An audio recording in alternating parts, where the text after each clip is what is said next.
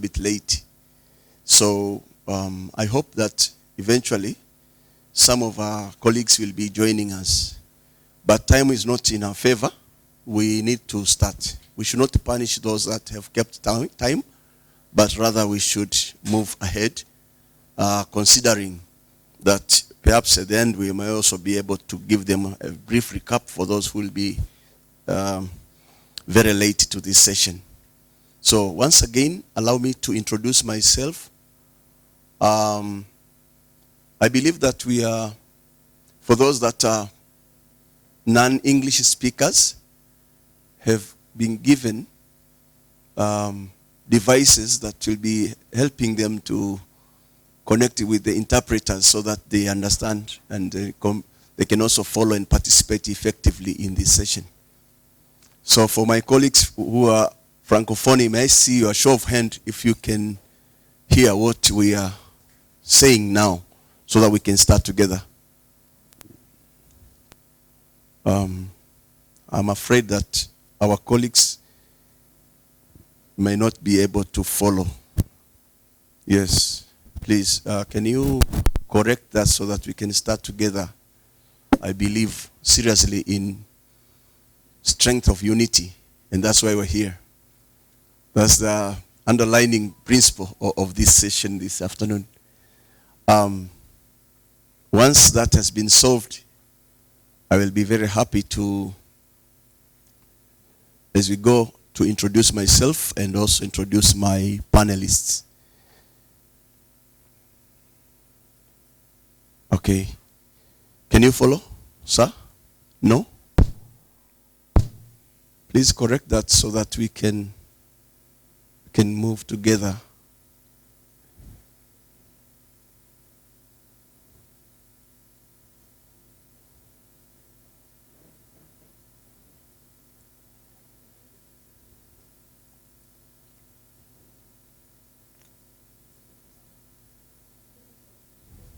Okay. When they are still fixing.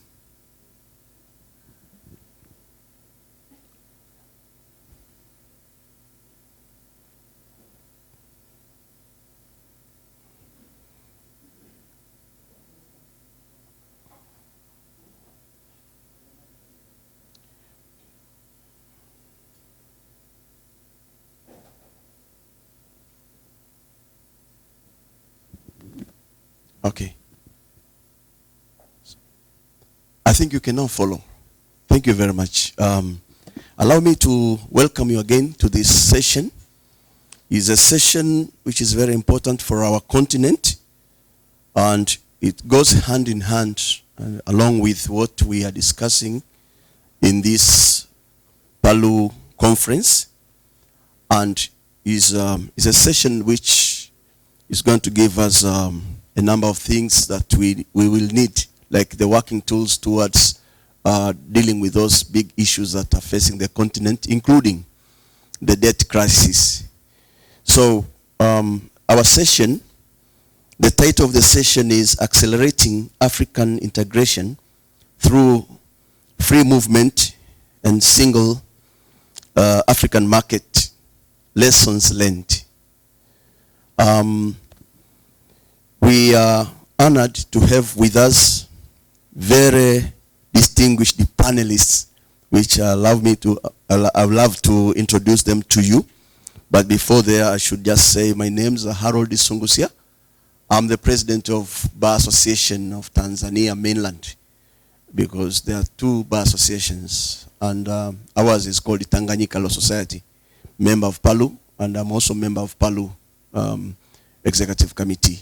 Now, the panel, as you see, is composed of our brother from my far right, Emmanuel Karbla Bensa. I love to call him Bensa. I think it's better to refer to him as Bensa. And he's a researcher. He is a deputy executive director of the ACFTA network, which is based in a policy network, which is based in Accra, Ghana.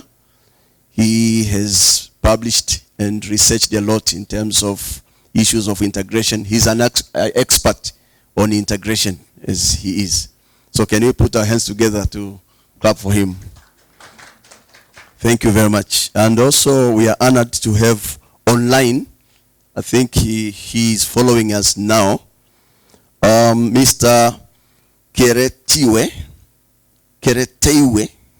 Osei. He is actually the head of programs of the ECOSOC African Union.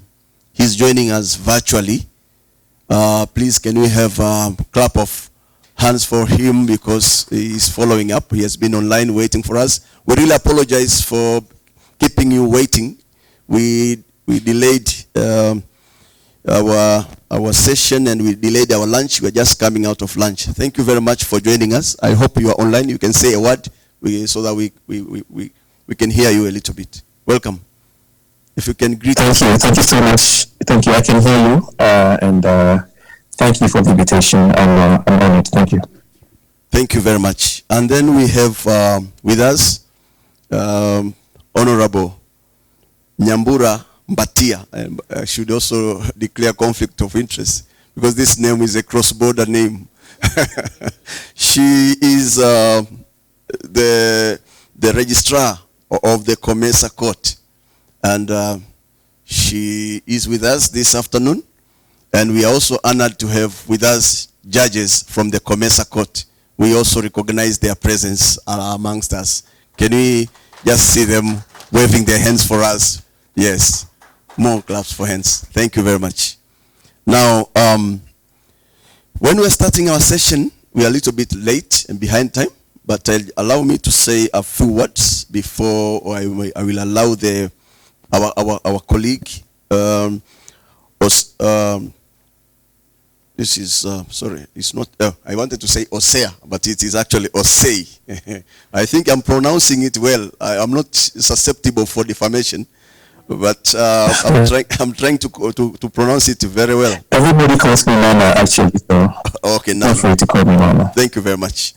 So, yes, this session, as we are reading from our title, is about accelerating African integration. And then we have African proverbs. And among those, one of that is in Kiswahili. There is a Swahili proverb which says, Umoja ni nguvu. I would love us to say it together. Umoja. Can we say umoja? Ni nguvu. Yes, means that unity is strength.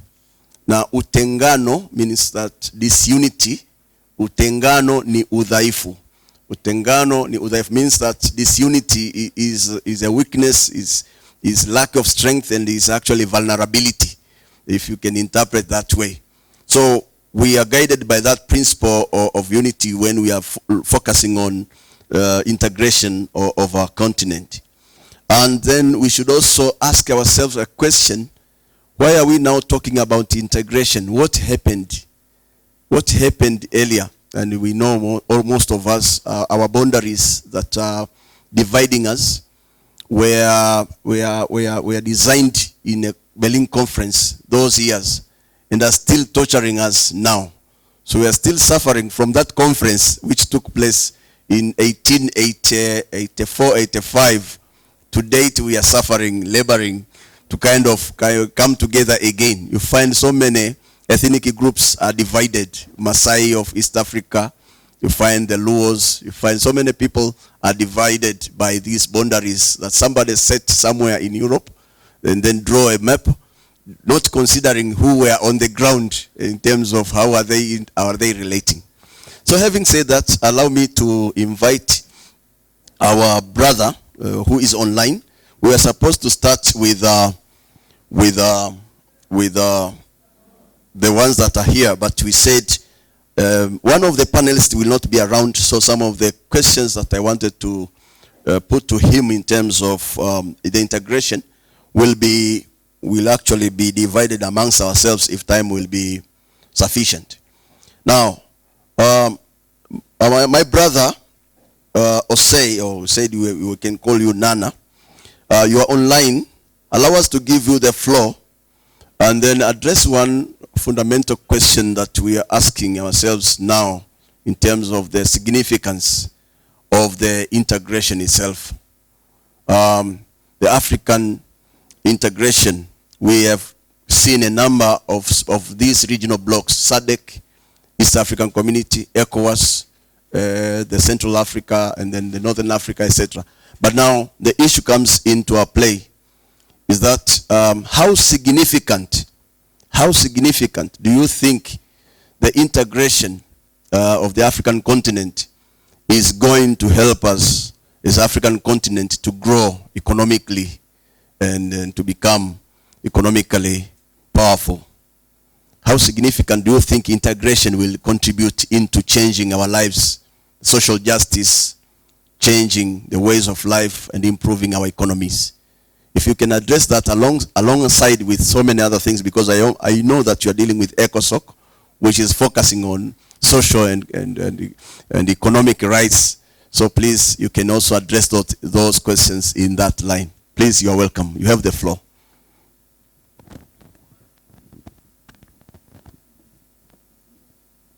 Please, maybe your microphone is muted. Excuse me, yes, it was muted. Thank you very much, Chair. And I would like to extend my greetings to everybody, and in particular regard to colleagues at Palu for putting together this important conversation and inviting ECOSOC to be part of it. I'm sorry that we are not able to be there in person. There are a number of things happening within the African Union ecosystem at the moment that required our absence from Livingston. But all the same, I'm happy to contribute to this conversation. As you said, we are a union that is concerned at this moment, I think, above and beyond all things, on integration. A lot of the things that we've been speaking about when it comes to the CFTA, the free movement, all of these things are part of what I'll call the integration architecture of the African Union. So it is a piece of a wider puzzle that the Union has been trying to construct with the ultimate aim of demolishing, or at least bringing down the barriers that you have so eloquently referred to that were imposed on the continent at the Berlin Conference all the way back in the 17th century. And so over time, I think when the African Union came out of the predecessor organization, the OAU, the main thing that, the leadership of the AU will tell you as the distinguishing feature of the Union, of the African Union relative to the OAU, is the African Union is a body that is there to really activate, continental integration, to catalyze continental integration. And over the period of time that the AU has been in place, member states have put forward a number of initiatives and decisions, all of them designed to help bring the continent together so that we can function in a more integrated and more seamless manner when it comes to any number of interactions, whether it's at the commercial level or trade, exchange of skills and labor, transportation, and all of these things. So the CFTA is part of this infrastructure that the African Union has put together, but it's not the only one. It's the one that I think has benefited from the best press, the best media. But when you look at the whole idea behind the direction that the union wants to go, we have the CFTA being part of an overall framework, including the Free Movement Protocol, including the Single African Passports Initiative, including the Single Air Transport Markets, all of these things are supposed to work and function together in order to bring about the integration that we seek as the continent.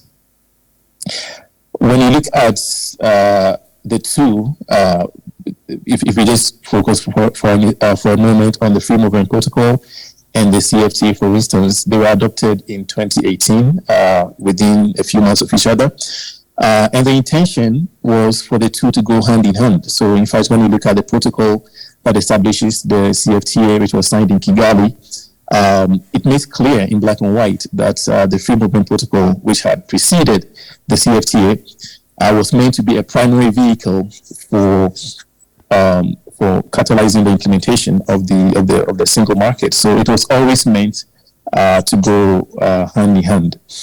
However, I think over the few years that we've seen both initiatives, be signed at the level of the AU, we've seen that the level of uptake from member states has been very divergent. And so when you look at the CFTA, not only has it achieved the requisite of ratifications, it's actually gone ahead and being operationalized. There is a large and bustling secretariat now in Accra. Protocols are being drawn up, and there's a lot of attention, a lot of focus, which is good. But I think you have to look at that also from the context of the Free Movement Protocol, which was meant to be the companion protocol to the CFTA. And there you see that the picture is really quite dismal. Out of the 15 ratifications required to enter into effect, as we speak, about 5 years on, we have only achieved 4.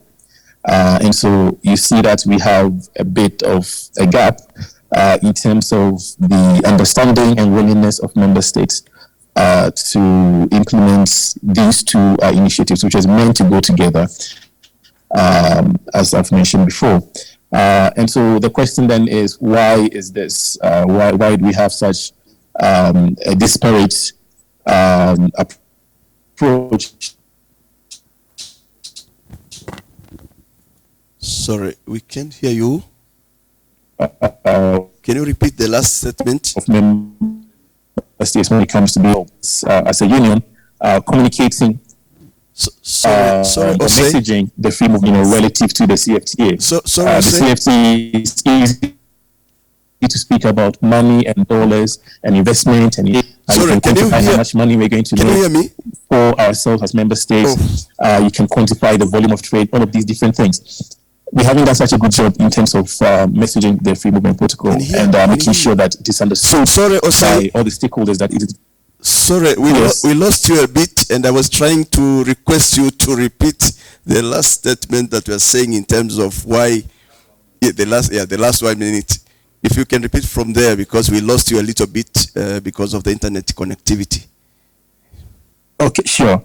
So I was just saying that we have done a poor job as a union, communicating the benefits of the Free Movement Protocol relative to the benefits of the single market of the CFTA, because the CFTA is easily quantifiable, right? You can talk about the volume of trade. You look at 55 economies that's going to come together to make a single economic zone valued at many trillions of dollars. So it's very easy to quantify and make real to people the benefits that we are going to be achieving from the CFTA.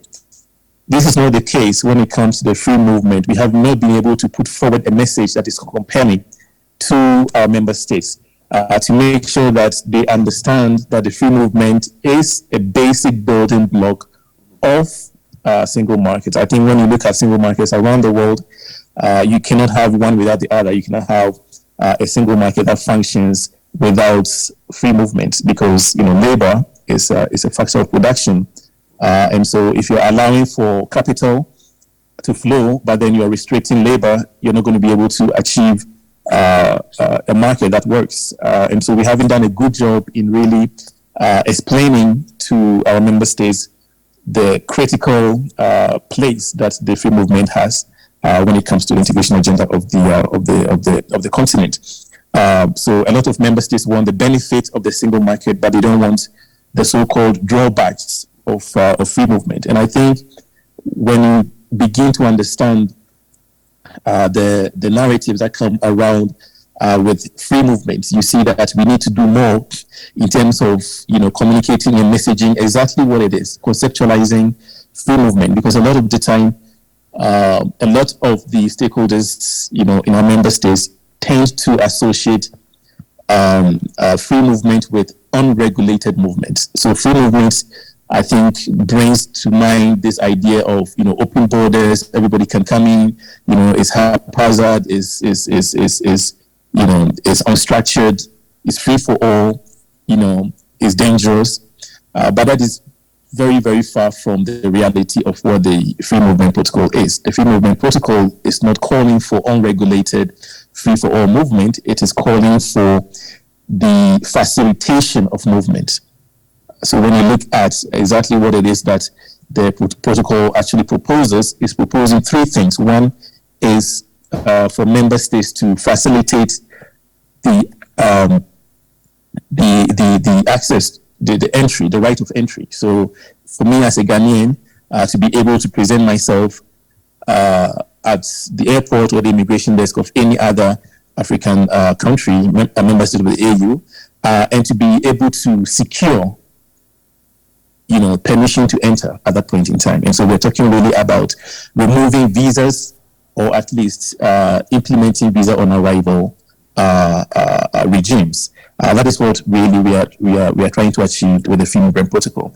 Beyond that, we're looking at the right to residence, and beyond that, subsequently looking at the right to establishment. So it's a phased approach that is meant to be adopted sort of sequentially and incrementally, but it's never meant to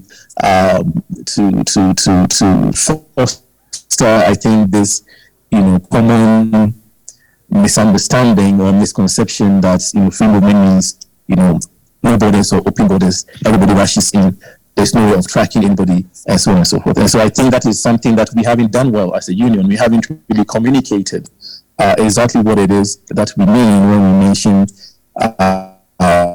free movement and what the scope of the Free Movement Protocol actually is.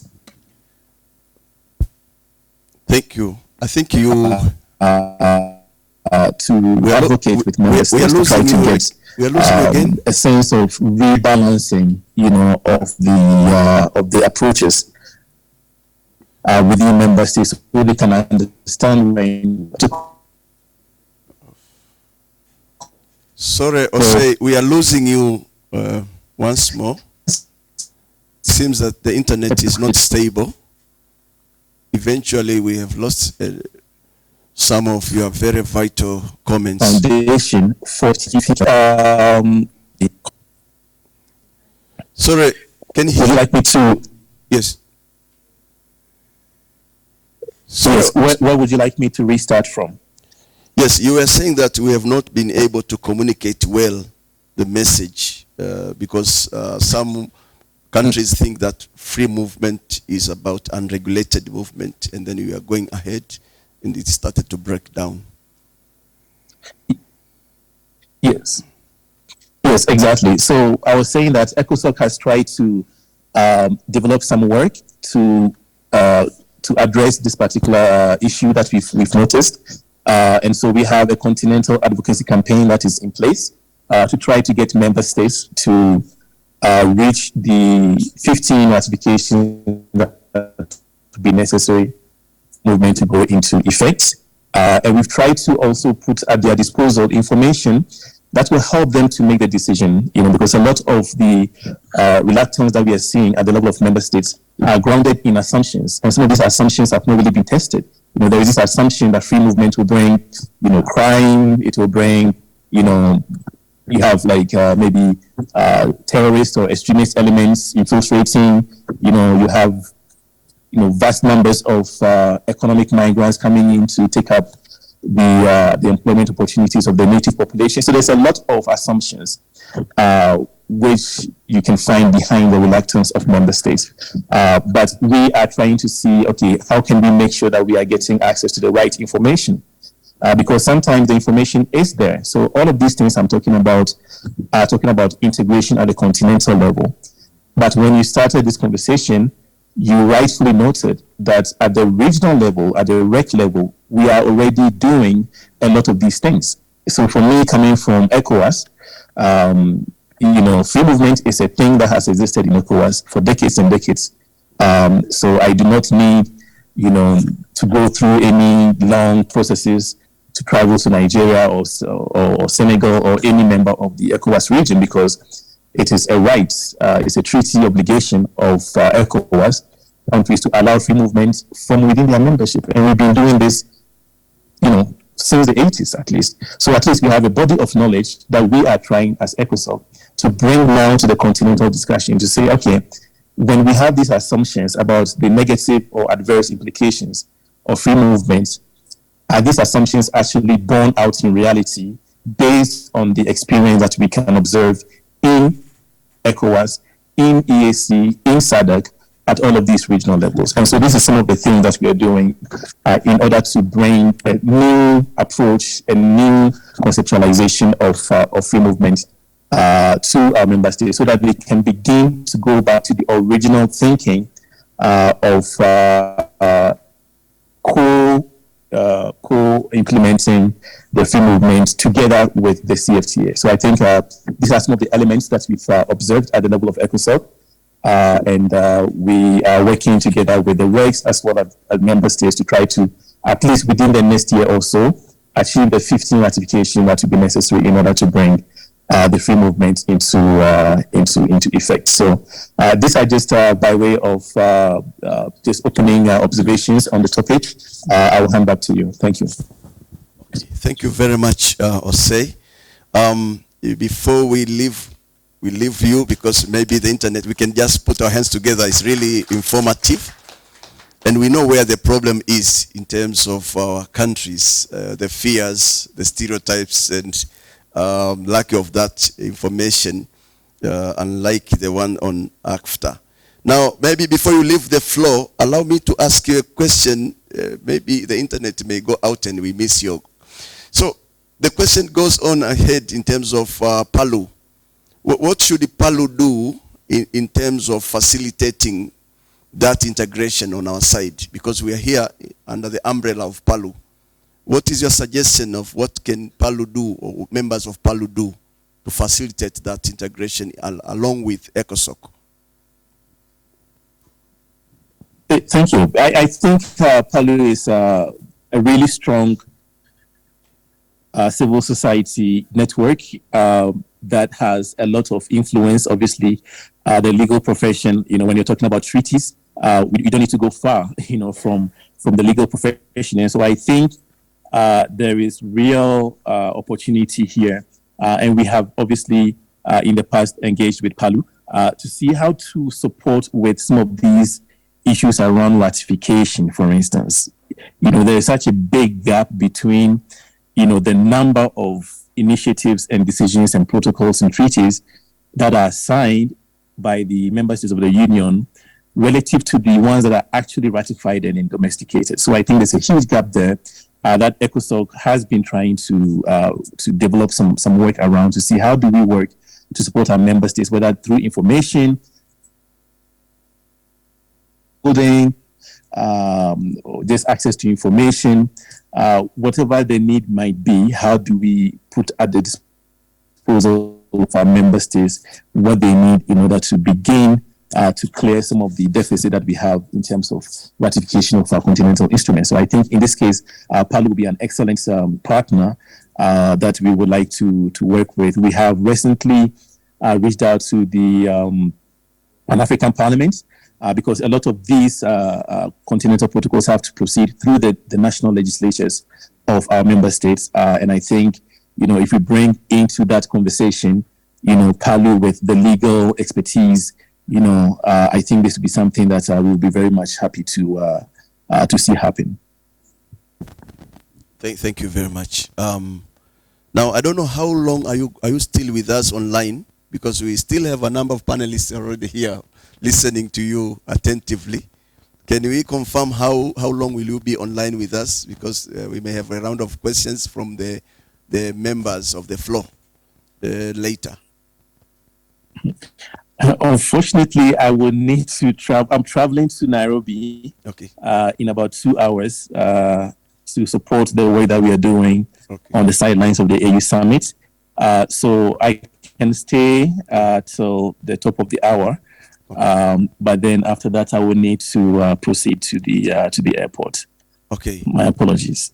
No problem. Thank you very much for your availability. Now, because of that nature, strange circumstances will require strange solutions. So we shall allow you to receive some questions from the floor so that we can proceed with those panelists that are here physically. So get a round of 5 minutes from other panelists. So when you are waiting for other panelists, please, I think we have a number of hands already shown interest. I've seen like 2, 3. Yes, we are going to have like 3 persons who are going to pose some questions. Thank you very much. But now we shall have a round. Should we take the questions or should we have a round of? It's not enough. Yeah. Mm-hmm. Yes, their freedom.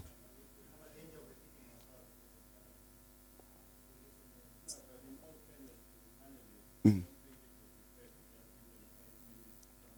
Right. You're right.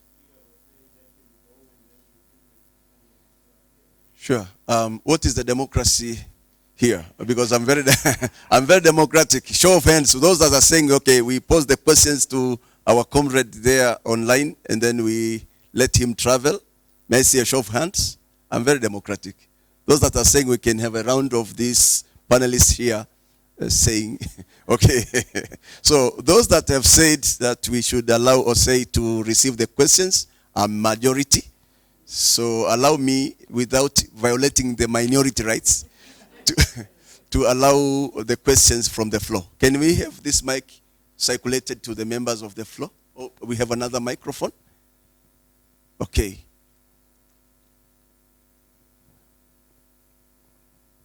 Luckily enough, the person who posed that, who gave that motion is also going to ask a question now.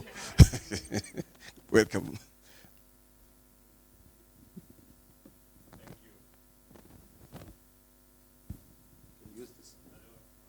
For the sake of time. Thank you very much. Osei, I would like a bit of clarity on, firstly, you talk about integration and you talk about free movement. I'm not sure if we're all on the same page. If you could talk more to the issues of integration, more particularly that you seem to be focusing more on continental unity as against the unity of African people right across the board. And you talk about regional blocks, but I don't hear you mention anything about the 6th region. You talk about the African economy and you confine it to the continent, and you are losing out on the African economy based in the United States, for instance, which is generally referred to as the African American community, whereas it's Africans in America. And then you talk about the Pan-African Parliament.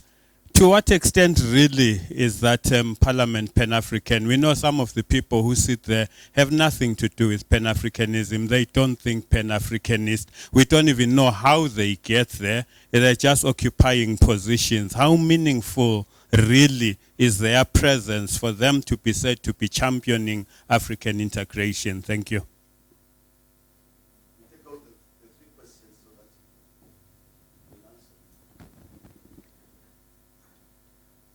Good afternoon. I'm Barbara Simmons, a Vice Chair of the International Law Section of the National Bar Association. And I am happy to say that I've had the honor of having 2 meetings with Secretary Mene. We see the African Continental Free Trade area as the opportunity of a lifetime for creating the Africa we want. My question is, what can we do, and the National Bar is in talks with AFCFTA.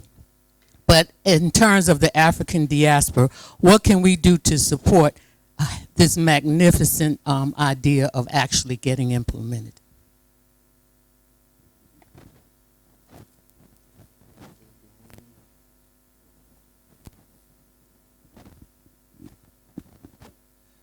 Merci pour la parole. Je suis John Licolo, avocat au barreau en République démocratique du Congo. Pour ceux qui ne connaissent pas la Mongala comme province, a comme chef-lieu Lissala, c'est là où est né le fait maréchal Mobutu. C'est la ville de naissance de Frère Mobutu. Moi, je ne le fais pas en termes de questions, mais en termes d'une observation. C'est beau de parler de la zone de libre-échange de mouvements, de population des capitaux en Afrique, mais pourtant, nous devons passer par les préalables. Aujourd'hui, nous avons des conflits en Afrique entre les États africains, et je pense que ces conflits ne permettent pas à ce qu'il y ait quand même des zones de libre-échange. Le cas de mon pays qui est agressé par le Rwanda, et je crois que c'est ce qui est en train de bloquer. Donc en réalité, l'Union africaine devait d'abord comprendre à résoudre ces problèmes de conflit entre les États et de se prononcer lorsqu'il faut se prononcer. Il faut condamner ceux qui sont en train d'agresser. Et à ce moment-là, nous pouvons aller vers une zone de libre-échange. Ça, c'est le premier problème. Le deuxième, c'est que nous avons un problème au niveau de fonctionnement de nos États. Nous ne faisons pas la promotion de la démocratie. Des fois, ceux qui sont au pouvoir ne sont pas vraiment, n'ont pas une légitimité. Est-ce que je crois qu'il faut que l'Union africaine s'implique pour qu'il y ait réellement de démocratie, pas une démocratie de façade, mais une vraie démocratie dans nos États, et ça va faciliter. Et aussi, un autre problème de l'identité africaine. Je prends l'exemple de mon pays. Il y a de cela plus de 40 ans, nous n'avons pas la carte d'identité à l'interne. Ça pose déjà un problème.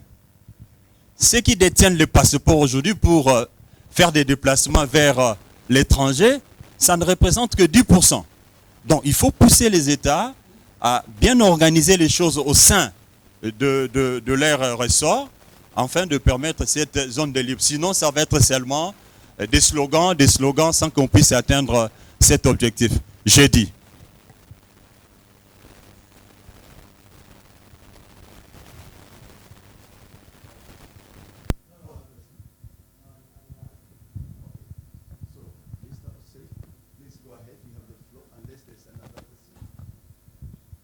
Yes, okay. The microphones are kind of... Okay. Mr. Osei, I think we have the three questions. We have the three questions. Please, Yes. if you can respond. Okay, thank you. So for the first question on the sixth region, I could not agree more with the speaker. I did not touch on that because I wanted to focus a bit more on the topic that was given. But absolutely, the diaspora is the key. Any way you look at it, the diaspora is part of the conceptualization of African citizenship and African civil society. Even for us at ECOSOC, who are dealing with civil society, when we mention civil society, we include those on the continent and those in the diaspora. In fact, within our statutes of ECOSOC, we have reservations, or we have we have a quota of places that are allocated and reserved specifically for the diaspora. The sixth region is something that you've mentioned, is quite important to the African Union. You can see references to the diaspora being part and parcel of the Africa that we want to build, going back to the constitutive acts of the African Union itself. So it's definitely something that is quite critical. I know that from diaspora stakeholders, in terms of how do they find their place, within the continental single market, there's a lot that can be shared from the diaspora in terms of the single market that we want to build. Even in terms of facilitating, using the free trade agreements as a platform to facilitate and increase the level of trade between Africa and countries in the Caribbean, for instance, or in Trinidad and Tobago, for instance, countries like that have fairly well developed in oil and gas, have expressed to us at multiple times that they have this expertise in oil and gas, where on the continent there are a number of countries that have emerging oil and gas industries, and so it's an excellent opportunity to use the platform of the single market to try to get some of these exchanges going between the two regions. We know that the value, the net worth of the global African diaspora, not just in America, but in the Americas, the Caribbean, Europe, and even the more contemporary diaspora community that you find in, say, the Australia and Oceania region, in China, and so on and so forth. The net worth is quite high.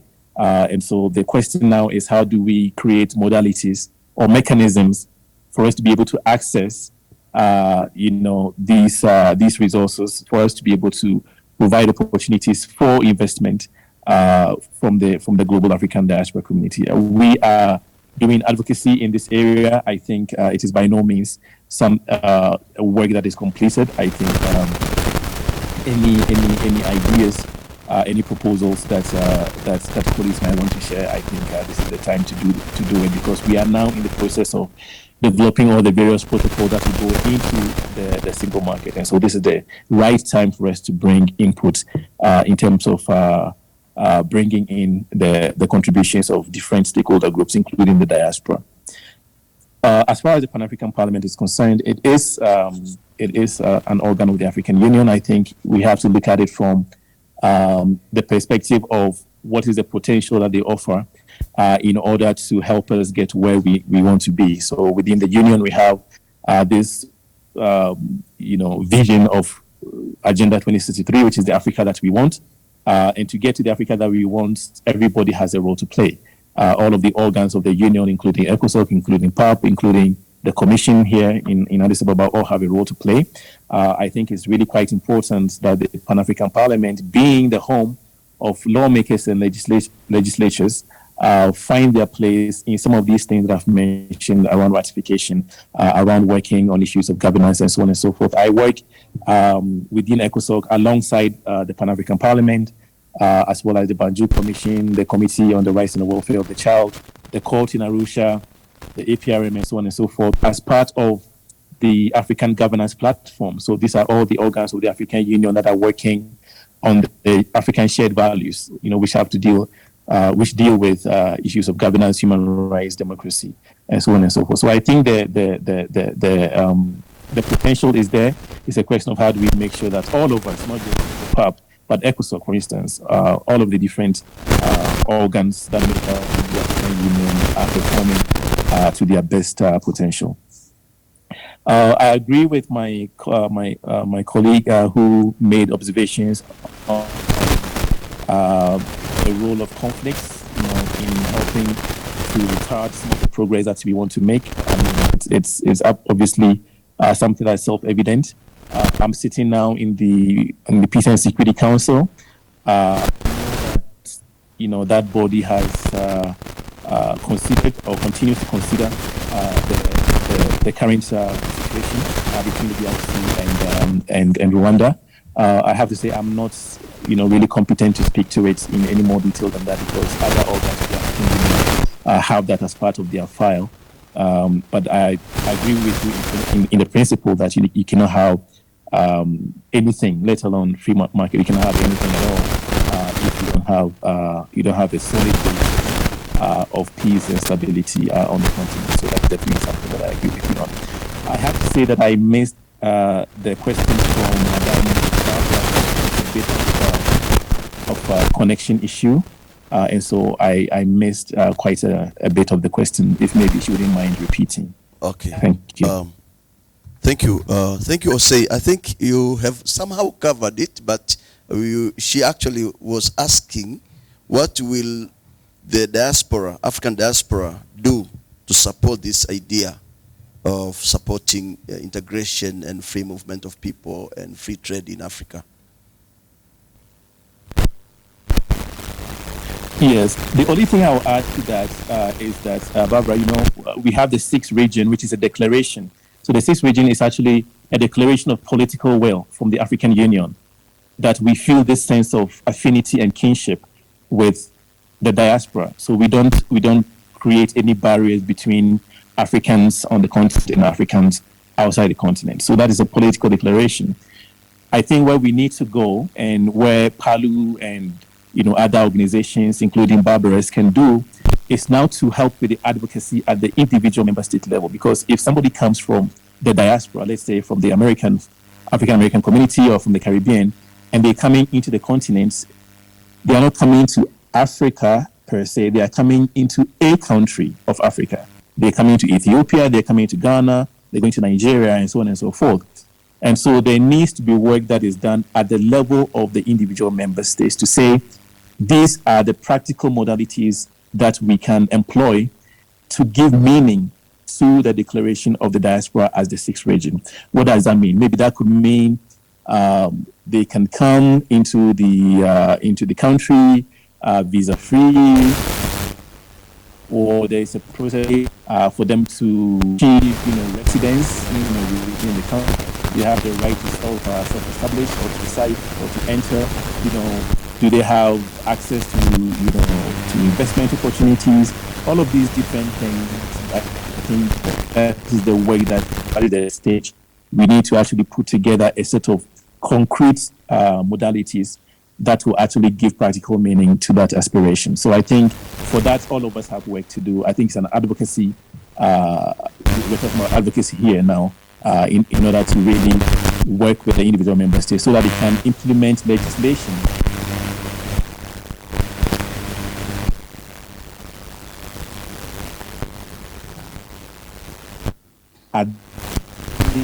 Sorry, we lost you again. That the countries can implement legislation. That's where you end. Thank you. Sorry, Osei, we lost you the last bit, which was very good. They are saying that it's an advocacy work that the countries should be able to implement legislation, and you went off. Can you finalize that statement so that we can go ahead with the team, because I know you're traveling? Yes, sir. Yeah, I was just saying that now,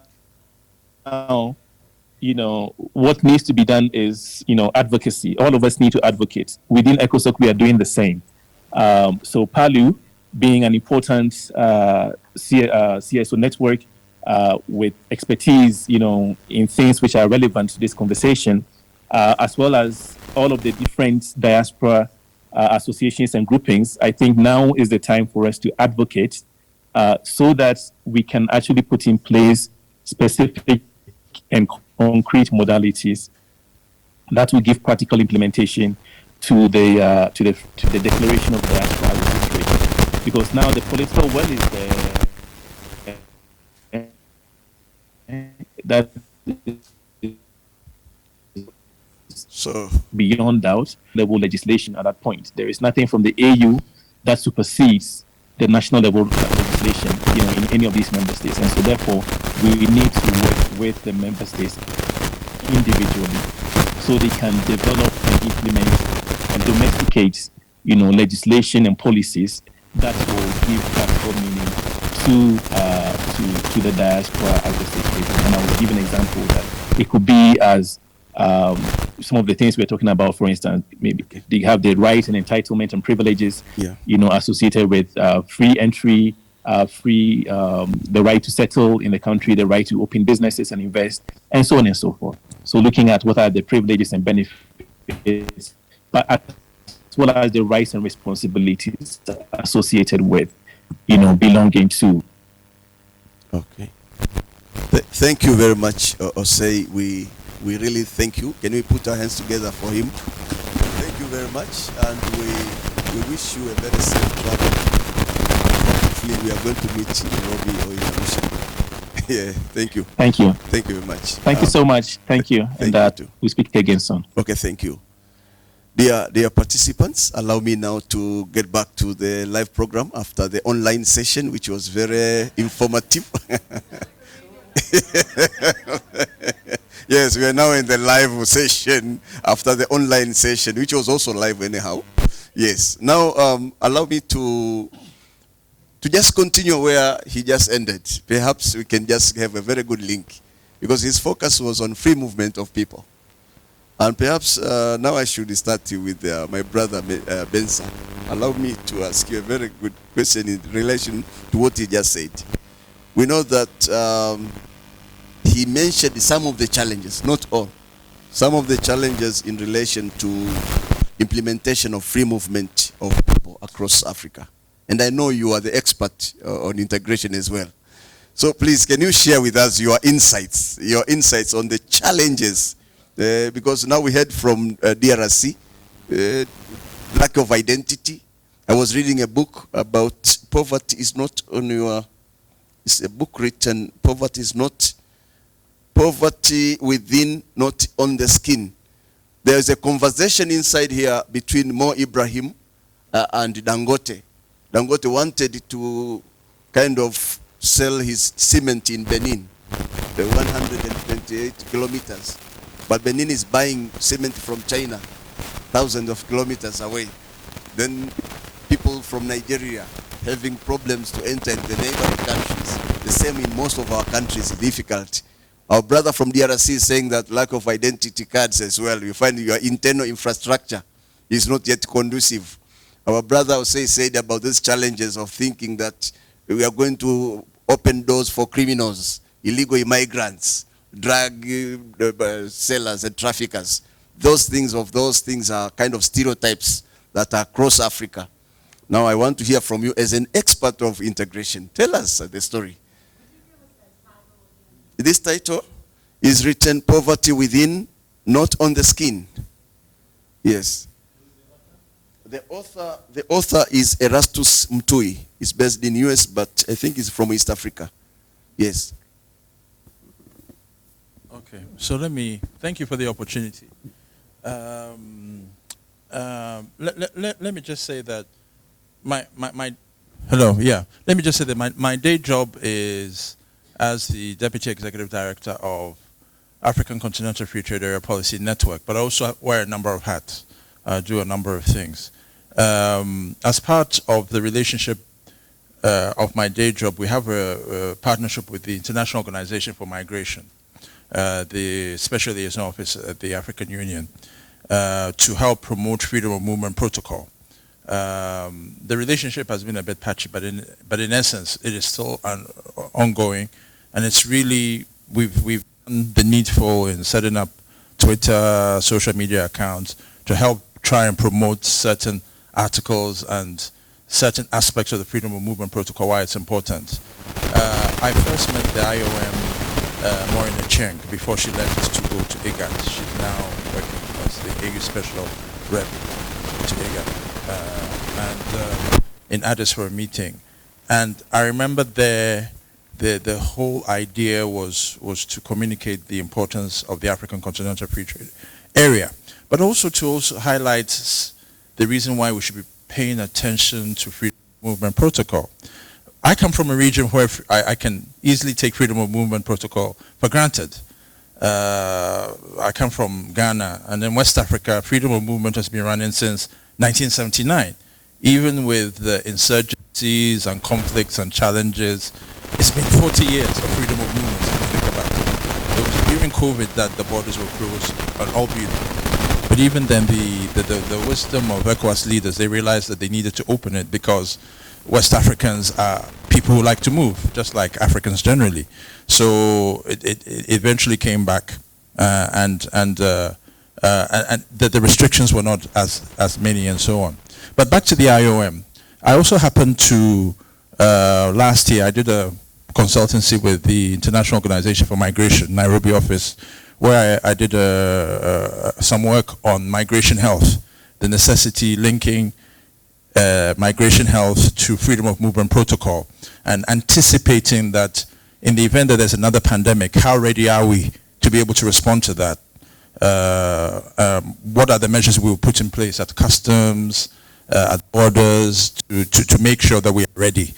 Those things like code red, code blue, whatever, could we have something implemented by member states to respond to that. And so I have a bit of an IOM bias, but I can also tell you that it isn't a bias for nothing. I think IOM has produced very important information around freedom of movement protocol. They've been doing it, I think, as far back as 2009, 2010. They've written some very important publications, and I think the very first publication of recent memory is the African Migration Report, which came out in 2020. In chapter 7 specifically, and I know a webinar came out of that. I was part of that webinar, as were many others. Eventually, ECOSOC, I think, was invited also. Chapter 7 speaks to the reason why member states are reluctant to adopt the Freedom of Movement Protocol. Right now, we have 4 ratifications. Those ratifications include Chad, Sao Tome, Rwanda, I think there's Mali. The others have signed 4 ratifications. I mean, it's terrible. And yet for an agreement that was signed in 2018, at the same time as the African Continental Free Trade Area, you kind of wonder what is going on. Chapter 7 speaks to the point that, yes, member states acknowledge freedom of movement protocol, but they're also worried, I think as Nana Osei spoke to, by the fact that their freedoms may be limited if they open their borders too much, too widely. And I think that has been probably a challenge that Africans,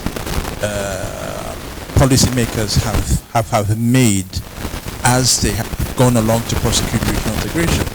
Because when we look at the European Union, for example, the European Union by far is not the most perfect example of regional integration.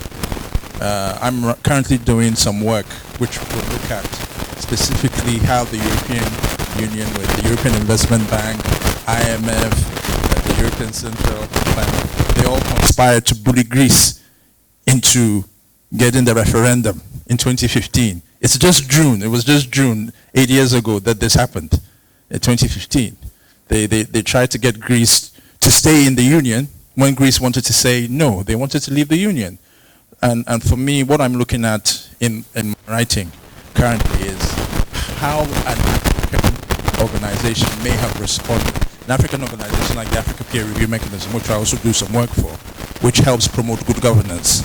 The Africa Peer Review Mechanism has a positive record on helping member states understand that they don't have to be policemen to come into your room and look at your governance. You need to examine yourself, do some self-introspection. And the idea is to say, how would APRM, for example, have responded to Greece if Greece were an African country? And what we need to do to make sure that we don't go that way in the event that something like that happens to Greece if it's an African country. So all I'm trying to say really is that on the restrictions around the freedom of movement protocol, member states have been guilty.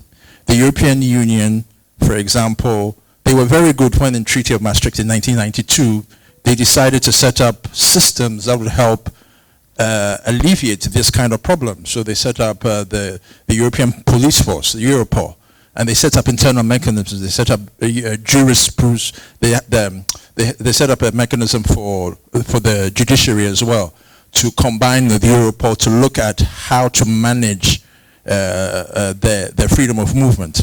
And I think that is a mistake we did not make at the African Union. That's a mistake we made at the we made the mistake at the African Union level by not considering law enforcement and Ministry of Interior conversations as we're opening our borders. I think West Africa has made an effort to that extent, but even then I think they can be found wanting. West Africa recently, ECOWAS has made some progress with, they have the West Africa Police Information Systems. And Liberia just recently set up something called DACORI, a digital database of people who are coming in and out. And it's a pilot running among member states. But I think the way forward is to look at the regional economic communities that have been doing freedom of movement well.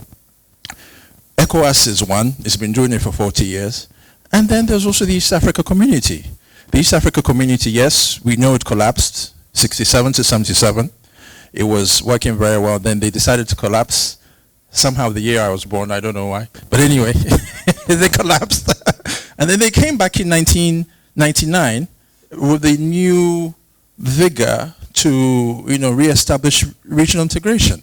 And that's how Rwanda joined in 2007, South Sudan joined in 2016, and all these others have joined. That's great. But what we have not seen is freedom of movement writ large across the East Africa region, to the extent that we have seen in West Africa. I understand that there's still conversations on some, visa conversations and so on. It is not, but I think what East Africa has done well, and you can confirm this, is that labor standards, the harmonization of being able to work. So for example, a Tanzanian can go to Kenya and work with simply ID card. I think ECOWAS, we have not gotten there yet with our ID cards, even though we possess the ID cards. Not all member countries possess that. They need to work faster on that. So what I in the literature that I've read and understood about the freedom of movement protocols, that what we need to do is bring West Africa, East Africa together. They have been doing it well. Then use them as ambassadors through the ECOWAS courts or East Africa Legislative Assembly, the regional parliamentarians, to then help promote the continental one. We understand that it is difficult. Yes, it is true that you don't want everyone coming into your country, but there are benefits when you open your borders. I like the fact that IGAD is recently really pressing hard on freedom of movement protocol, and I have some contact within IGAD. I've been able to see some of the conversations around the roadmap that they're developing, and they have even gone as far as the freedom of their freedom of movement protocol. They've made provision for refugees, which is quite innovative. So IGAD is moving quite fast, and IGAD is just 6-7 countries, and I think they will probably outpace some of the regional economic communities that have been long in existence and have not been really paying attention to freedom of movement. So I'm quite excited by the developments around IGAD, and I hope to see that together with EAC and ECOWAS can catalyze the conversations around freedom of movement, because it needs to move. One last thing on the freedom of movement is that the freedom of movement needs a special envoy. I happen to be monitoring the African Medicines Agency before we now know it's going to be in Rwanda. But there's a story behind that. And that story simply is that the African Medicines Agency's got the magic 15 ratifications because the AU in their wisdom decided in March 2021, around that time, to employ Michel Sidibe, who used to work at UNAIDS, as a special envoy. They got him to gather the low-hanging fruits of the member states who are not signing on to the African Medicines Agency ratification. Within 4 or 5 months, I was monitoring the Twitter account. Within 4 or 5 months, Sidibe had been traveling around the continent, bringing the Francophone and the Anglophone countries together. He's bilingual, and reporting this on his Twitter account. Before we knew it, we had African Medicines Agency that was stagnant at probably 4 or 5 ratifications, suddenly shoot up within 6 months to 15, and it's still going. We have more member states going, so now the African Medicines Agency will come to life. We have not seen that. And I've spoken to IOM about these privately as well, wondering how come there's been no special envoy for the freedom of movement protocol, because that would catalyze things. I think member states are fearful of whom they should use. I don't know. But it's just a mystery why there has been, it seems like it's a deliberate thing, that there should be no special envoy by the AU for freedom of movement protocol. And you're wondering why, when we have seen an example with the African Medicines Agency, it has worked. So why don't we adopt a similar thing with the freedom of movement protocol to get it moving? So it's when you look at the totality of some of these contradictions that you sometimes may feel cynical about progress, but I'm in no way, I'm one of the few people you can call cynical when it comes to Africa's integration. I think we're at the stage, especially with what we saw with COVID, that Africa is the future. I will not make any bones about it. Africa is the future. We have a youthful population. We have startups. Yes, challenges. Which country doesn't have challenges? But this is a continent on the move. And I think the African Continental Free Trade Area has been the perfect catalyst to ensure that things move. Yes, there are challenges, as the gentleman talked about, with peace and security issues. And as someone who's very interested in peace and security, as well, I can tell you that, yes, the peace and security sector is having conversations on this, and it's linked with freedom of movement, and it's also linked with the Africa Airlines as well, the SA SATEM, which we haven't really talked about as well. Just on the SATEM, the Single Aviation Africa Transport Mechanism, I can tell you that the Secretary General, Odeyemi, of the African Civil Aviation Commission, based in Nairobi, which is the special agency responsible for the airline agency, monitoring of airlines, has been very proactive since last year in pushing member states to adopt a pilot implementation project of the African Open Skies. So now we have about 18, 19 member states, including Ethiopian Airlines, Kenya Airways, and a lot of the African airlines who are ready to do this pilot African Air Skies, where they'll be having discussions on joint fuel, because aviation fuel is very expensive. In the West, they don't have that challenge with expensive aviation fuel, and that's why most of our airline tickets are taxed. They're just taxes. So the dominant thing for the aviation industry is TCFs, it's taxes, charges, and fees. I happen to come from a country that loves to tax. So everything they will tax. When an airline lands in Kotoka National Airport, they will tax it. When it takes off, they will tax it. When it's flying over, they will tax it. And that's so that's how Ghana has been making its money. Some of us have been complaining to very deaf ears. And so the taxes are killing the aviation industry. We need to roll back the taxes, identify what the West and other countries have been doing well, and it's good that we're hearing partnerships between KQ and SAA and Ethiopian Airlines, but Ethiopian Airlines, I think Ethiopian Airlines is the hegemon now of the airlines. I think we all know that. Let me just say that when I was coming here, I was asked to make a choice between Kenya Airways and Ethiopian Airlines. Which one did I want to?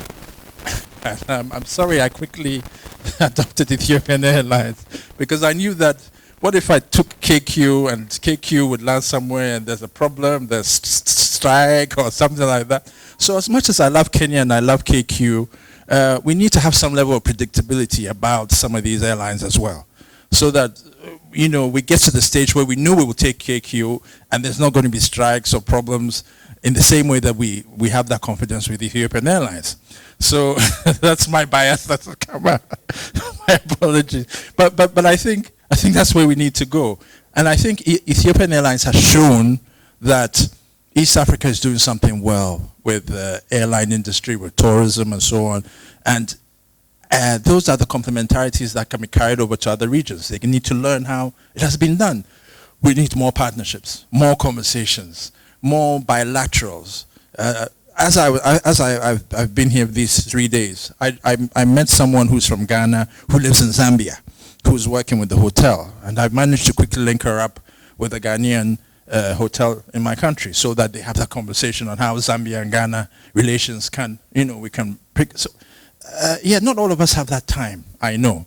But we need to begin doing that in the small spaces, any opportunity we can, because this is Africa's future. After COVID, what we saw, what we witnessed, no. I don't want to go there again. So we need to move quickly. There's no time. And I think I'm grateful that Palu has put together all these august minds. And then I think it's time to move. It's time to make progress. Thank you very much for the opportunity. Thank you. Can we put our hands together for him? Thank you. As he was speaking, I was writing a lot of notes. And it actually reminded me when I was going to the African Commission on Human and People's Rights in Gambia. I was supposed to board a plane from Dar es Salaam to Nairobi, Nairobi to Zurich, then to Dakar, from Dakar to Banjul. When I was in Zurich, they were asking me, "Where are you from?" I said, "I'm from Africa." "Where are you going?" "I'm going to Africa." "How can you go to Africa via Europe?" So really, what he's saying is very important, because if we want free movement of people, we also need to build the infrastructure and making sure that the infrastructure is very conducive to facilitate that freedom of movement of these people that we want to freely move around. Thank you very much. And you also raised an issue of trust, trusting our own things. Because if you want to go together, you need to trust your things. But trust is built. And I was taught when I was in a seminary that 3 things build the trust. Number 1, competence. Number 2, honesty. Number 3, consistency. So if you miss one of those 3 elements, then you become untrustworthy. So that's why you were hesitant, because something missed there. Consistency. Are you sure that you'll be able to land in Livingstone on the day and time that you wanted? Is it consistent? Sometimes yes, sometimes no. The consistency misses. They are very honest to tell you the flight today, for operation reasons, is cancelled. And then they will also be very competent serving you every good thing. And then, but now, consistency misses. So you are telling us in terms of what we need to improve in our continent, in terms of facilitating effectiveness of this free movement of people. Thank you. Now, allow me, on that tone, before that temperature and that good thing go away, allow me to invite Honorable Nyambura, my own sister. I said I have conflict of interest because her surname is a cross-border name. I am not going to say more. Don't worry. It might be coming from my own village as well.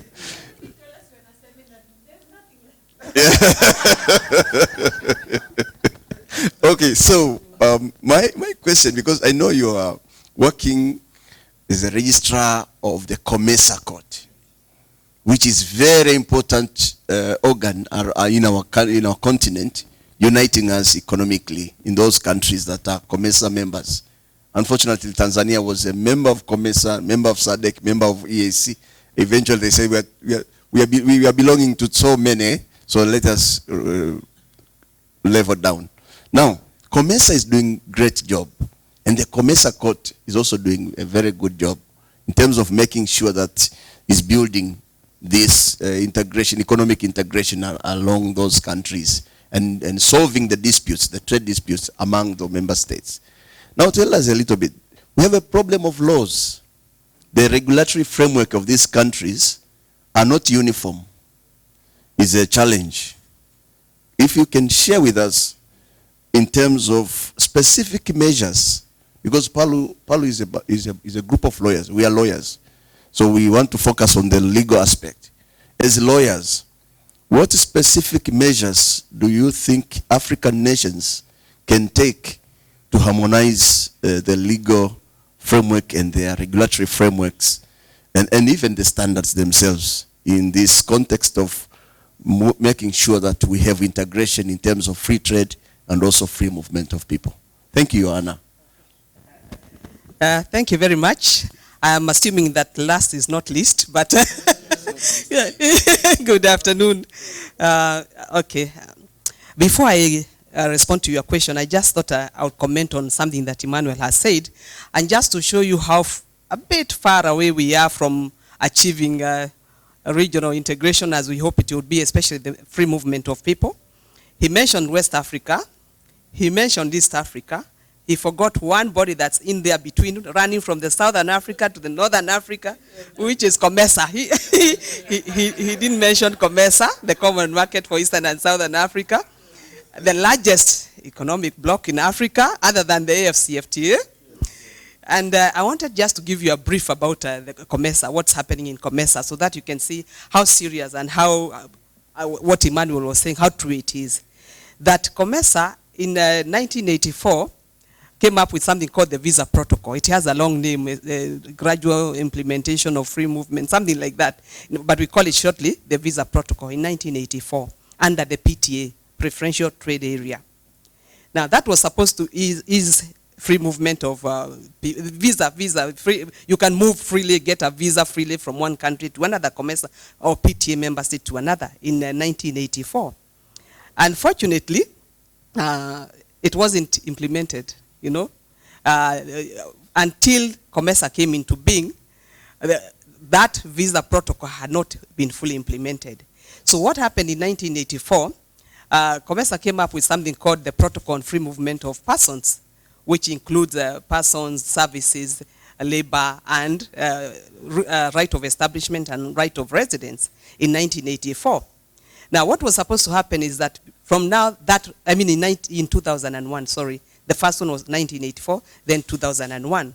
Now, at that point, all member states were supposed to join the free movement protocol as we got rid of the visa protocol now, which was being phased out. But as of today, 2023, only 2 member states have ratified that protocol, Rwanda and Burundi. Yeah, from 2001 to 2023. Now, I've taken a bit of trouble as I was preparing for this session to read a bit about it and understand what was the issue. And I learned that COMESA has established some task forces to go and persuade. I think it's the gentleman before that was talking about we need to really go out and probably just kind of show people, I think it's Emmanuel even, show people the benefits of enabling people to move freely across borders. And these task forces have been going to different member states. They have among them people from COMESA Secretariat, as well as some member states. I know there's an eminent gentleman from Zimbabwe that's heading one of the task forces. And what has come out from those visits in those different member states is this, that member states are scared. Exactly what Emmanuel, and I think also, I'm forgetting, Nana was talking about, that people are scared that why are we opening the floodgates of migration? You know, people will just come into our countries and take over our jobs, and our people will be jobless. How do we control this? The other thing I saw from the documents that I read is that they are scared about things like security. They think that once we bring people, we are no longer able to control or to protect our own people. So there are so many, and then the issue of reciprocity, you know. Yes, we are going to open our borders as, let's say, Kenya. Is Uganda going to open her borders? Is Rwanda going to open her borders? So it's like a wait and see. We are going to wait and see who opens their borders, then we can follow suit. So the problem is quite deep. I realize, of course, as Emmanuel has said, I don't think we are going to go very far with regional integration if we don't really relax our borders and just see the benefits instead of seeing it as a nuisance and seeing it as open. Because unless we are saying we are going to open the borders without regulation, just free for all, as Nana said, then there will have a problem. But if it can be structured in a way that ensures that the country, that's inviting people in is protected, and those coming in also respect what they find in that country. Now, let me go to my question. I just thought that I would not leave without mentioning what is happening within our COMESA, seeing that we have been forgotten.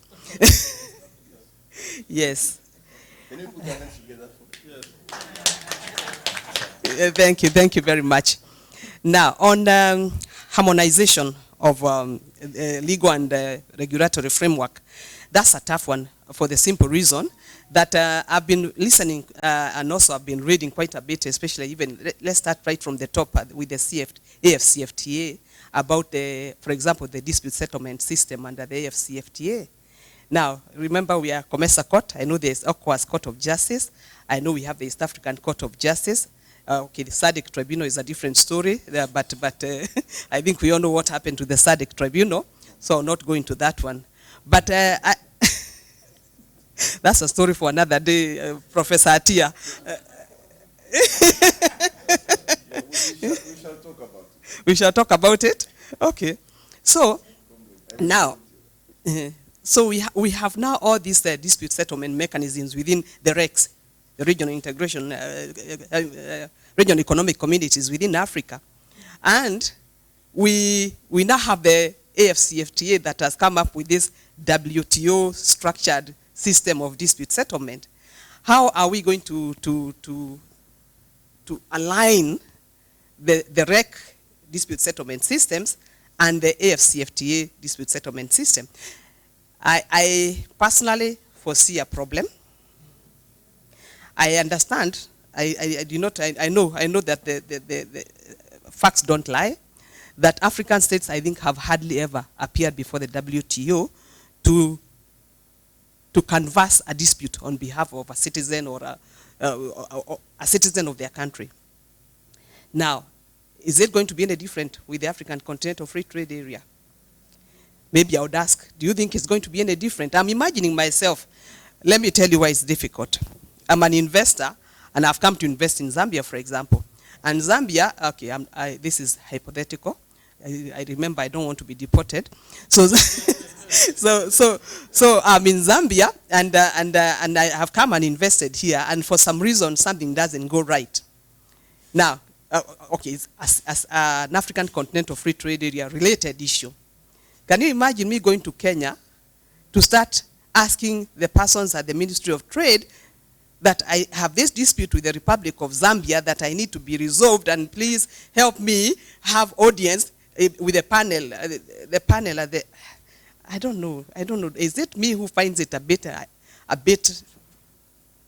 ambitious, or am I being too pessimistic? Because I think to myself, unless we are saying that all these disputes that are going to arise are going to be settled diplomatically, which appears to be the trajectory that this issue is taking, that we are going to be debating these issues to the extent that even Council of Ministers has the authority to actually kind of set aside, if I had someone write a decision of the panel or modify it. I had something, and I'm thinking, what kind of dispute settlement is this? Where a panel comes up with a decision, and politicians, okay, I don't know, the ministers are always politicians, but politicians somewhere have the right to actually modify that decision. You see? Now, what point am I making here? The point I'm making is that we need to have a unified kind of dispute settlement system. I still believe that the regional courts have a role to play. However, I'm not so certain whether the way things are going, and I say this knowing that I'm in a regional court, that we might not want to think about a court at the African Continental Free Trade area which handles all these disputes that arise. Why do I say that? If you look at this issue we are talking about now, free movement of people and labor and services, if a dispute were to arise, let's say, between Tanzania, which is not a member of COMESA, and Kenya, for example, and we are always quarreling sometimes, although we are cousins, but yeah, we always quarrel, but we always make up. So yeah, so yeah, we are siblings. So if a quarrel was to arise between Tanzania and Kenya, Kenya is in EAC, Kenya is in COMESA.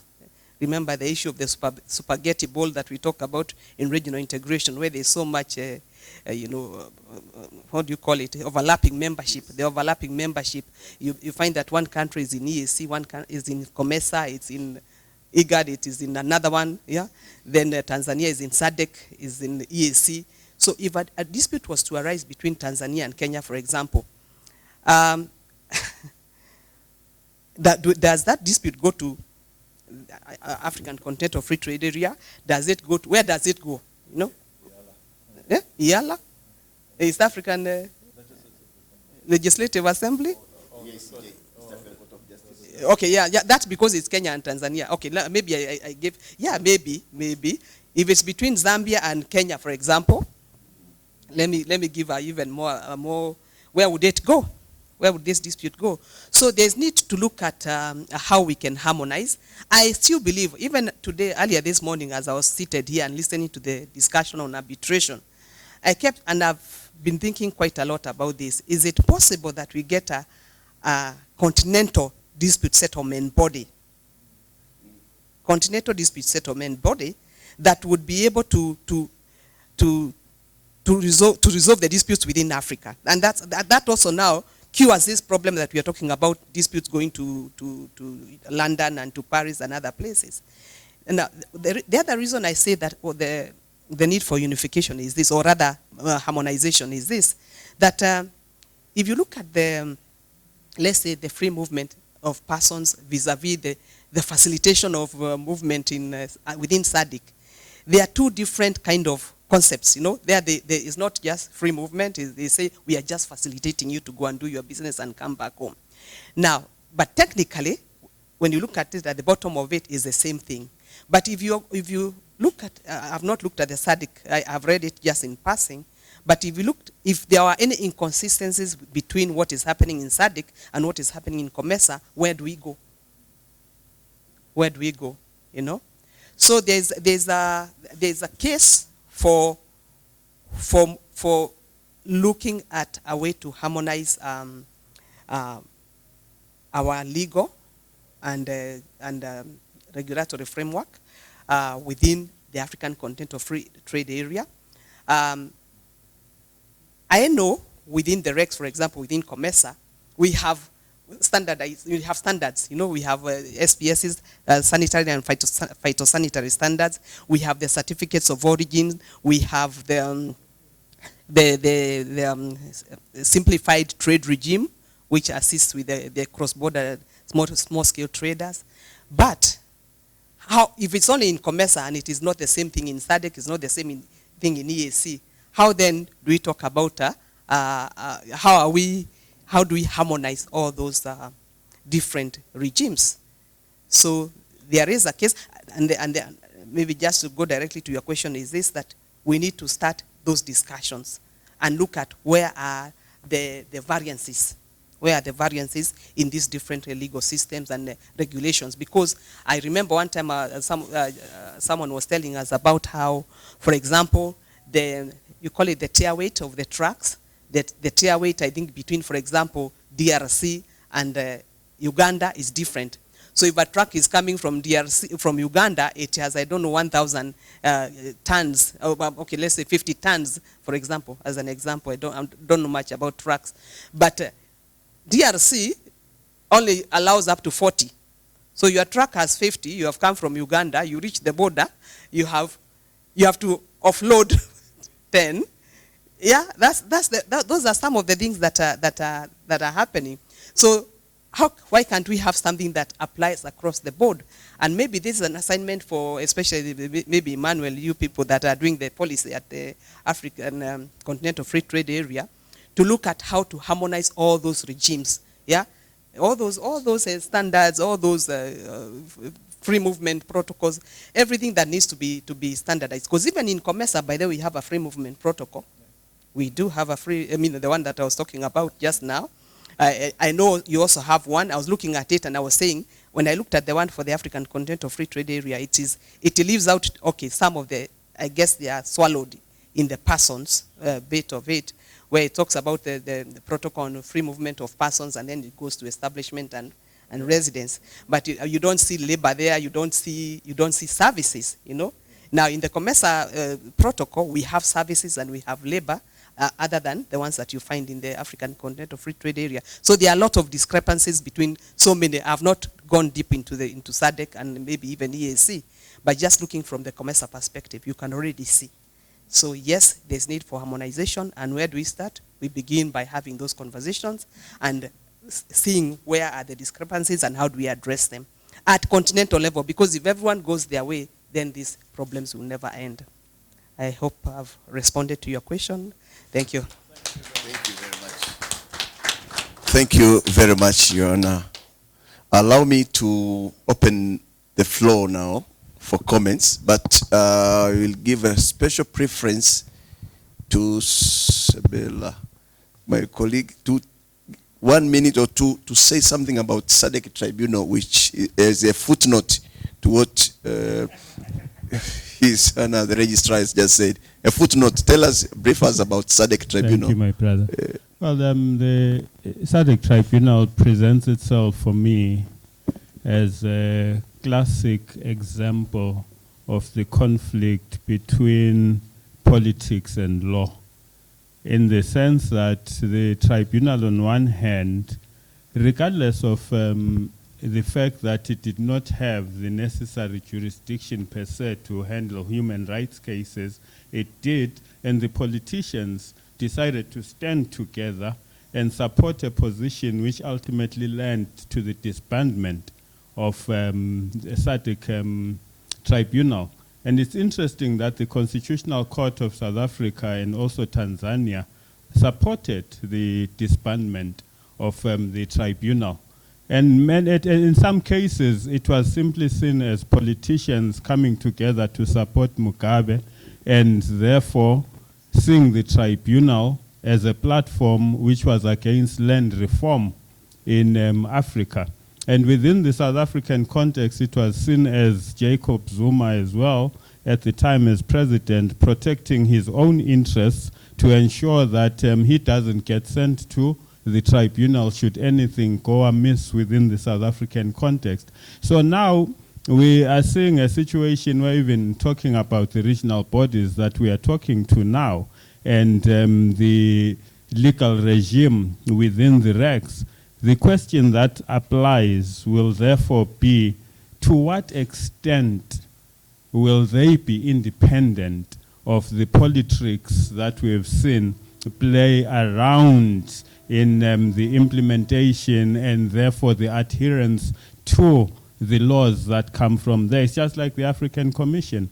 When the countries violate the recommendations, there is hardly anyone who can do anything or say anything. So the question that therefore arises is, to what extent will there be enough bite when these entities come to life? Even my sister, when you talk about an overall African entity that can regulate, to what extent will it be independent of those influences? And to a great extent, it's also informed by how do the judges themselves get there in the first place? Because the route to the bench also influences the decision that a judge takes. It's unfortunate, we've seen it happening. It's not every judge who is able to take a totally independent viewpoint as compared to how exactly they got to that power. So the tribunal basically ended up now being seen as a tool by which to punish the ZANU-PF government. And when it was dissolved, it was seen as a victory for ZANU-PF, which might not necessarily be the case. But the tribunal was a classic example of the conflict between the perceptions of justice as against the power of politics. Thank you. Thank you very much. I wanted him to highlight on it because it's an issue of political will. When we are creating these bodies, the issue of political will comes into play. And what is political will? There are so many definitions about political will, but now for this matter, I think we have seen this classic example. And it is a warning to us that when we are establishing these bodies, we should not fall into that trap.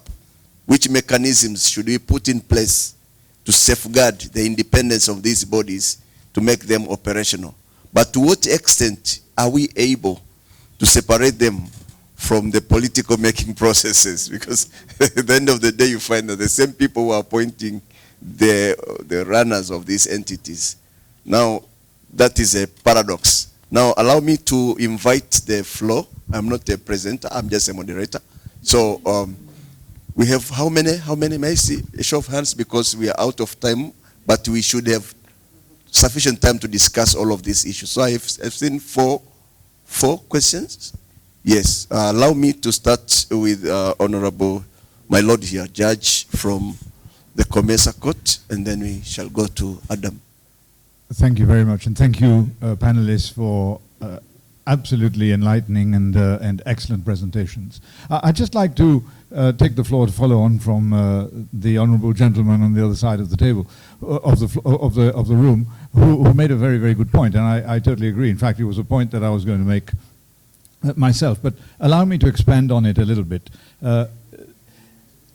You see, one of the main problems that we see with these regional groupings and with these continental groupings and up to a point international groupings is that everybody wants to join in, but when push comes to shove, the responsibilities are not always shared. And I think this is the thing that we see. There's a great French song that says, tout le monde veut aller au ciel, mais personne ne veut mourir. Everybody wants to go to heaven, but nobody wants to die. And in fact, this is, I think, the epitome of this idea.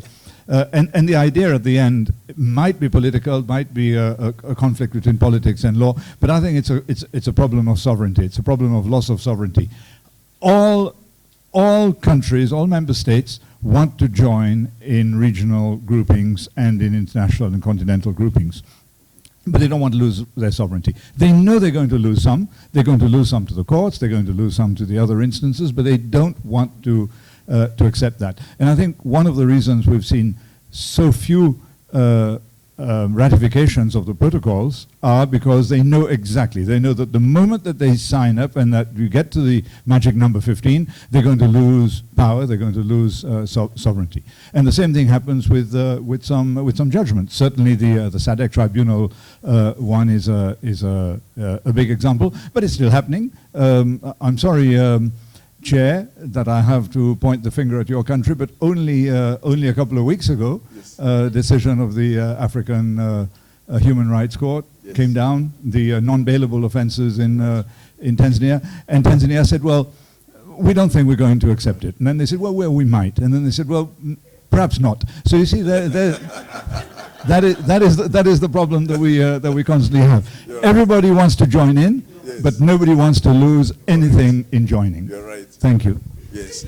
A footnote to that, the first case that was decided by the African court, we were the one that filed it on independence candidates, and the court said Tanzania is violating the African Charter on Human and People's Rights. It was 2014. To date, nothing has been done. No compliance at all. There are so many judgments in favor of the applicants, but no compliance. And then the court is seated in our country, and we are building. Actually, the government gave them a very big plot of land, and is supporting the building of the court itself. Thank you. Go ahead, Jonathan. Yeah, coming from Tanzania, I can sum that up to be economic diplomacy. So it's it's an investment to us. Okay, I think me and myself and Emmanuel will come a long way. I've been part of this trade conversation, advocacy for a long time. I think over 10, 12 years. We're even growing old now. And I feel as we're moving on, I think it's even becoming more complex. And I can't say I'm optimistic the way he is, because I think what we are seeing at the moment is the current form of integration is veering off from the vision of the founding fathers of the so-called African Union and African integration, and especially the Lagos Plan of Action, which was passed in 1980. And the challenge now is from a vision by Nyerere and Nkrumah and Toure and Gamal Abdel Nasser. Now it's become a project. So CFTA is now a project. And that's the reason now, even when it's seated in Ghana, the Secretariat, no African country is ready to put its own money there. So we depend on donor, including the organization that I work for, to run this so-called project. So you can't have a vision where you don't put your money. And I think this is a real concern that we need. We need to also explore. But the other issue, I think, these are, I think, for the lawyers, and for me, I've struggled with it a lot. The last few years, I've been working on bilateral investment treaties. And this is damaging to all this aspiration of CFTA. Every day now, it's become fashionable. Sometimes it's even quite impressive that you could see our leaders signing over 10 trade agreements or similar kind of agreements overnight. So as we are talking about the CFTA, individual countries are going individual. So, and even those so-called champions of CFTA, we've seen them signing bilateral investment treaties. So this is becoming even more complex. So in terms of enforcement, in terms of compliance, I really don't see the way. But yes, we have the best legal brains here. Let's talk about it and see what it opens up for. Because before we were concerned, I think we were concerned about the World WTO and other global frameworks. But now I think bilateral investment treaties are quite becoming more and more of a menace and very, very complex. And this relates to the issue of dispute resolution mechanism, because Tanzania is just a classic example. Tanzania, when they decided, okay, under the late Magufuli, that no dispute of commercial or whatever nature between the state and private party will go outside the country. Now we've gone back to all that. And we thought it's revolutionary. And we talk about sovereignty and I don't know. So anyway, it's I think it's a good area of study for our academicians and also for practice. Thank you. Okay, that is a note of losing hope. But it should not just be for academicians and for practitioners. It should be for all of us. All of us, we should be having the spirit of positively thinking forward. Is every time we go to this conversation, people don't have the historical aspect of it. You know, people talking, whatever you're discussing now, people discussed 15 years, 10 years ago. COMESA, SADC, ESC. And we don't seem to be learning from experience, especially in a legal profession where now people don't respect seniority. You know, they assume they are brilliant. They just came from school the other day. So they don't...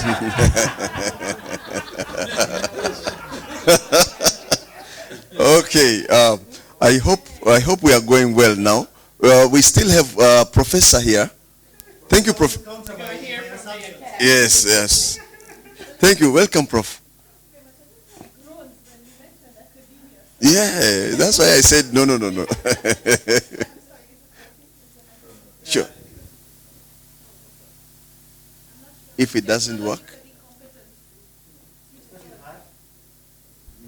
Okay. And we have lifted. Yes, once a professor, always a professor. Welcome, Prof. You and me have to have seminary conversations anyway, so we're good. Welcome. But thank you very much for what have been very, energizing conversations from actually all three. I'm sad that Nana has left us, and of course also from the people speaking here. I'm a little bit soft-spoken, so bear with me. I have a couple of thoughts. The first thought that has been in my mind since I've been seeing the development of the AFCFTA has been, is there a feasibility study? Do we have data? Can we justify the existence? Well, you asked for academics, so yes. Of course, yes. Let's start with a bang. And this for me has been the problem, because you mentioned free movement in the East African community, but in actuality, there isn't free movement in the East African community. In Kenya, other nationals cannot work. So it's interesting that the reporting is different from what we see being rolled out on the ground where we live. So even for me, this was quite interesting when you said that. And so hence I kept thinking, where's the feasibility study? Do we have data?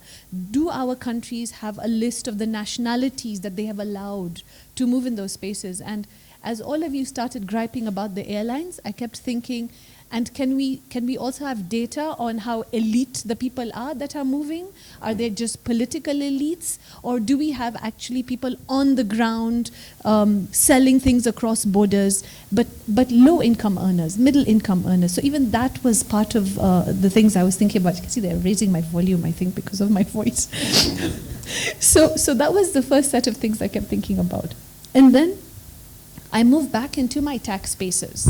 So the WTO has had a customs moratorium in place for 20 years plus on digital services and goods. And the reality on the ground means that that is implemented across the world. And every 2 years, that moratorium comes back before the WTO Assembly. And every 2 years, it is reviewed. And when they asked me to come and speak about it, I told them, you are giving away customs duty. The trade-off is that we are now adding more VAT on the populations on the ground. And all of this is making lives more difficult for those on the ground. Now here comes AFCFTA in the back of COMESA and SADC and EAC. And let's not forget Association des Grands Lacs, there are those as well. And there are these multiplicity of spaces. And then there are multiplicity of customs unions. So you have not just the RECs, you have the customs unions, then you have the AU on top of it.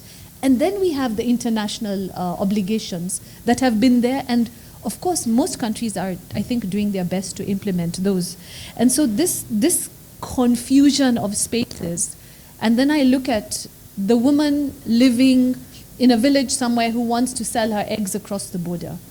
Like, I kind of see a disconnect in the reality of what we're putting in place and whom it is for.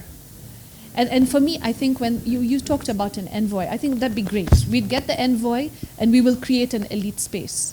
Because I think that that is the effect. For the one that the example you gave, seriously, my voice is that bad. Okay. I've never had this much complaint in class, but fair enough. But those are the sort of thinkings that have been in my mind. And then for me, and very reflective of what Amani was talking about, is it's about the budget. It's about you sign on to a treaty, you have to have a rollout plan. Do you have a rollout plan? I don't think countries have even thought through a strategic plan. But with the strategic plan must come a part of their national budgets. And I haven't seen in national budgets that kind of implementation. And the example I will give you was in, I think it was 2010. All African governments committed to having 15% of national budget allocated to health. Only 5 have done it. They committed to 10% for social security. Not too many are doing it. They have committed to 2% of their total revenue to research funding. Only 3 countries are doing that. So you see, there are these layers of commitment coming in, but if we don't keep up with what they've already committed to, that would make a really great, I think, a platform to build on all of these. I see this as just one more missed opportunity, one more talking shop.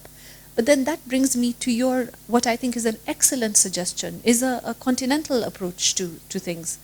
And there is a global call for the setting up of a global fiscal body. And in the debates on that global fiscal body, because I presented the report to the General Assembly last year in October, the conversation is not just about a global body. It should also be about regional bodies. So geographical, regional representations with a continental space around it. And you know, this clash on trade issues that you talk about is the reality. There's clash on trade, there's clash on tax, there's clash on movement, there's clash on economy, there's clash on every single cross-border contract we can imagine.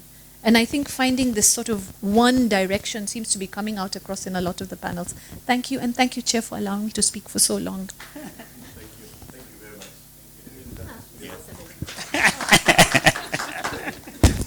much. Thank you very much. I'll be very brief. I'm just wondering to what extent, especially when we talk to integration and we talk to economic issues, to what extent have we learned from the South African experience, in the sense that at the perceived end of apartheid, the belief was that now South Africa is opening up to the world and everything, but it only opened up to those who were already privileged. Those who were perpetuating apartheid were the ones who got the world open to them. But the ordinary people are still in the same position, if not a worse off position in some instances. To what extent are we guarding against that to ensure that, I'm piggybacking a lot on Atiya's point, that are we addressing the elite, or are we talking to the people on the ground as well? To what extent have we thought of that? Because you find that even access to the regional courts or access to the continental court if ever we get there. If people don't have an NGO, which many a time is donor funded, well, many a time the donor is from the West and will only fund those cases that are aligned with their interests, how will our people get access to justice? And then Brother Mani raises a very interesting point, and I was just thinking about it, the regression from vision to project. We saw it in 2007, the Grand Africa debate in Accra, where again the fears that my sister was talking about were presented as one of the reasons why we could not get into African Union government. But we took the progressive approach, and I say we with tongue in cheek because we were not there. The people were not represented. There was no opportunity for the ordinary African to have a say. Because from how I see it, the fear that we're talking about is in the minds of the politicians more than it is in the minds of the people. African people want to work together. They want to have an integrated reality. They want to exchange goods at an ordinary level. They want to move from one place to the other at an ordinary level. I think we have to reach a point where also in our deliberations, yes, in some quarters we're viewed as the elites, but for those of us who are still at an activist level, we need to start now perceiving our reality through the eyes of the ordinary men and women on the street and see exactly how we champion that particular cause. How do we get to a point of a grand African people's debate, not a grand debate of people who are protecting their interests? One of the reasons why some of these guys will not let go is because they're afraid tomorrow they'll wake up not being president anymore. Just like in rounding off, to call it the African Union. What does a union do? It protects its members. And they say it's a union of African heads and states and president. So they're protecting their own interests, not our interests. Thank you.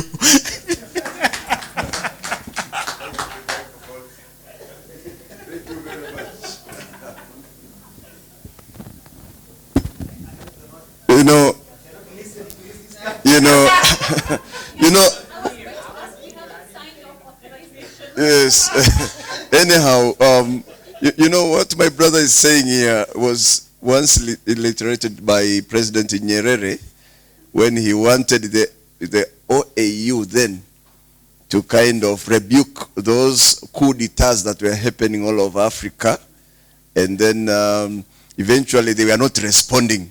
And he said, it seems that OAU is a trade union of African presidents then. But now that was very bad, because it was like he was annoyed by irresponsiveness of these mechanisms that are put in place to represent the people of Africa. I can see my brother from South Africa is also equally annoyed. But I think we are here to provide the solutions. Provide solutions, not desperations. And to move forward with the solutions that we are going to implement, not just a talk show. So allow me to request now, because our time is by far gone. We are out of time. I've requested it 2 times the extension of time, and I've been given last adjournments time 3. So this is the last adjournment. So I will request, yes, I will request our colleagues, the panelists, to wrap up by giving us way forward. How do we move forward from here? From all of this, what we have discussed, what will you propose as the takeaways of us moving out? And then we can recommend it to PALU for implementation. Thank you. Should I start with Madam? Okay, thank you very much. I think for me, the way forward is I think people need to go back to the drawing board. I agree with the Professor Atia that I think sometimes we are in too much of a hurry. I still remember asking this question at some forum that we already had the tripartite free trade area ongoing. Then before we knew it, the AFCFTA came along. Before that, so I think it's like we're in a hurry. And maybe that Amani is correct that maybe it has become more of a project than, yeah, because it's like we are there to just meet deadlines, and then we leave other people. We don't take everyone with us, you know. That's what's happening from what I see. So I think we need to go back to the drawing board, maybe look at what needs to be rethought. How can we now bring everyone on board, and what structures do we need to have in place? Other than after the horse has bolted is when you are saying, oh, we don't have this in place. Can we now put it in place, you know? That's all. Thank you very much. And I had seen a question which I wanted to just comment about. One success story that I can talk about in all this quagmire is the one-stop border post. I think that's one I can say for sure. I think if even though we may say integration has all its problems, but if you've not been to a border recently, one-stop border post, me and my colleagues, we went through the Arusha, Kenya, Arusha Namanga border post, and I was so impressed because the last time I was there, it was hell on earth. There was even a no man's land in between, and it would take you forever to move from one side to the other. When I went, I found Tanzanian officers and Kenyan officers sitting side by side, almost side by side. It was amazing. And I know it's being replicated in other places. It's here in Zambia as well. I think in Zimbabwe also. So it's a good thing. Once the border post, I think there we are getting down to the people. Yeah, thank you. Thank you very much. I have said in different spaces that the African Continental Free Trade Area has become the spoiled child everyone is crying over. Also a bit of the Johnny come lately, much to the annoyance of some of my colleagues. But it is true. You see all sorts of associations saying, after I want to come and engage, after I want to do this and after, and so on and so forth. Forgetting that there are existing things that need to be worked on, as Professor said. So, like you also say, Honorable, I think we do need to get back to the drawing board, but we also need to, as we get back to the drawing board, look at the best practices. There are success stories of Africa's integration. I was listening to, watching Zambia News just 2 days ago about the Lobito Corridor, Zambia, DRC, Angola, and how that will catalyze conversations around minerals extraction and also movement around SADC. And those are the kind of conversations we need to have. In West Africa, we're talking about the Abidjan-Lagos corridor as well. I think by the next 6-7 years, there'll be 6 lanes running from Abidjan to Lagos. You can get to Nigeria within 4 hours. And West Africa is going to become a huge economy. They say a megalopolis. So trade corridors. The best practices around them, including one-stop border posts. For me, those are conversations we need to have and look at the best practices around those. LAPSET went into operation in 2021. Lamu Port, South Sudan, Ethiopia. We need more conversations on that to see, because at the end of the day, it's the trade corridors that will help facilitate the movement of people, because people need good roads to move. They need to drive through those. So the trade corridors, but also the best practices of the regional economic communities.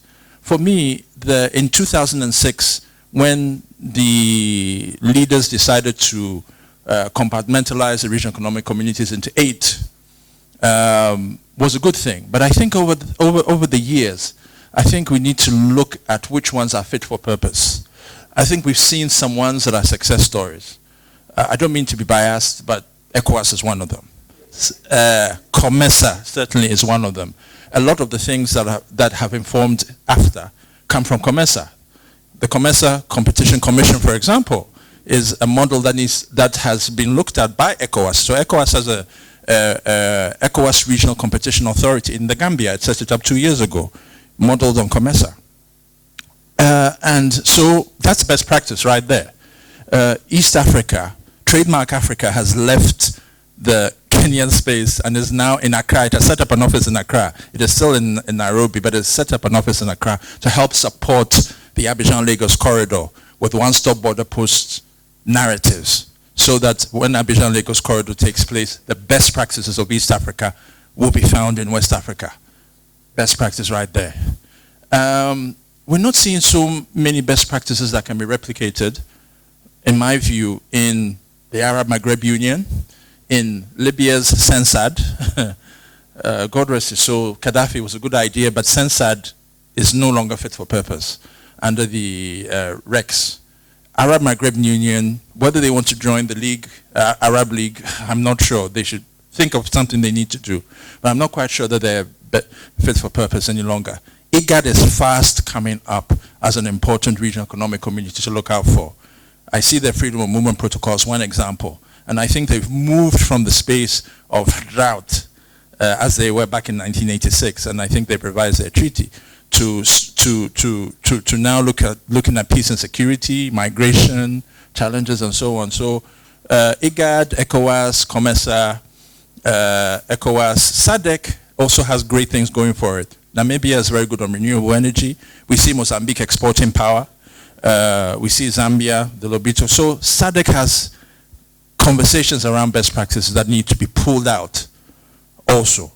But for me, these are the 4 recs that probably 4 or 5 recs that we need to push, invest in, bring out the data, bring out the conversation so that people understand. Because we must also bear in mind that the youth is also coming. The youth needs to join these conversations with some context and history so that they can also make meaningful contributions as they begin to become professionals in their own right. How are they going to contribute to these conversations as well? And finally, the Africa Peer Review Mechanism, which I refer to, is one of the AU's success story. It has been promoting good governance for the past 20 years. And it has done a lot of good things around getting member states to pull out the best information that they have on how well they are doing good governance. They just recently came out with the targeted review of youth unemployment. Namibia asked APRM to look at youth unemployment. A report has come out, and those reports the outputs of that report is being implemented by the Namibian government to the extent that they're setting up youth investment banks and so on. So the APRM is and they're going to work with the African Continental Free Trade Area on something called the Africa Trade Policy Review Mechanism to assess the extent to which member states are implementing the protocol of AFTA. IOM, I know, is also engaging the African Continental Free Trade Area. So African Continental Free Trade Area is going to be there for a while. And what I really do like about the African Continental Free Trade Area, despite its many weaknesses, is the fact that it is a far departure from historical projects like the Free Trade Area of the Americas in 2005. That collapsed. Free Trade Area of the Americas, some of you will know, was a total flop. Civil society railed against it because it had provisions like Chapter 11 where the United States wanted only special differential treatment of their companies in Latin America. And this is something that I hope we will avoid in the African Continental Free Trade Area negotiations. That's why we need a lot of lawyers to be part of the African continent to avoid some of these things. But I also like the fact that the African Continental Free Trade is paying attention to women and youth. In Nairobi just earlier this year, they were talking about the Women and Youth Protocol, another meeting, the 3rd meeting, to really consolidate and improve it. So the women and youth conversations around is what we did not see in the Free Trade Area of the Americas.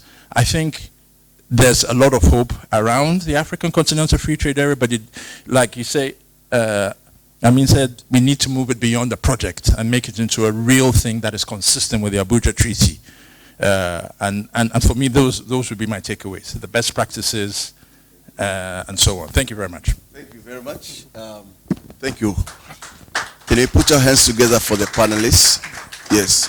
Dear participants, thank you very much for this session. I don't want it to end, but anyhow, time is out. We are finalizing it. And maybe one word, Palu, our coordinator, is taking on all of these items that we have raised. And we shall request, are you going to summarize? Before housekeeping, one more thing, quickly, that we are going out with a message that 2 things, as ambassadors of hope, that those that best practices, we can leverage on those. And I think Palu has got several committees. One of the committees on this area perhaps can also focus strategically on these regional integration mechanisms that are in place and mobilize the lawyers around to do the advocacy work in terms of pushing for ratification and some countries domestication of these instruments for them to be applicable in the countries. That should go hand in hand with peacemaking, peace building processes, because how do you integrate individuals that are in conflict? How do you bring together people who are fighting? So it means that the peace building processes should go along with this regional integration. And the youth dilemma which is there, unemployment, is something also need to be done strategically. I don't know what Paulo is going to do, but I think the African governance structure and architecture can also address these issues, because it's a timely bomb on its own in terms of the future of Africa. Having said that, allow me to thank you very much for being very attentive. And once again, I believe we are going to meet discussing further when AFTA has taken across Africa, and we'll be traveling without any requirement of passports in the continent. Thank you very much. Thank you very much. So we can continue with this discussion at 6:30. We have prepared a very nice cocktail event for you at the Kingfisher restaurant. It's within the premises, close to where we had yesterday's dancing, for those who did some dancing. Amani, I didn't see you, but I hope to see you today. There was food. There was food. So thank you very much. Thank you, everyone. So we're going to meet for dinner. Cocktail. No dinner. Interpreters, yeah. Thank you, our interpreters. Thank you. Asante sana. Asante sana. Very glad you didn't complete the seminary. The conditions were hard. Right to family is a human right.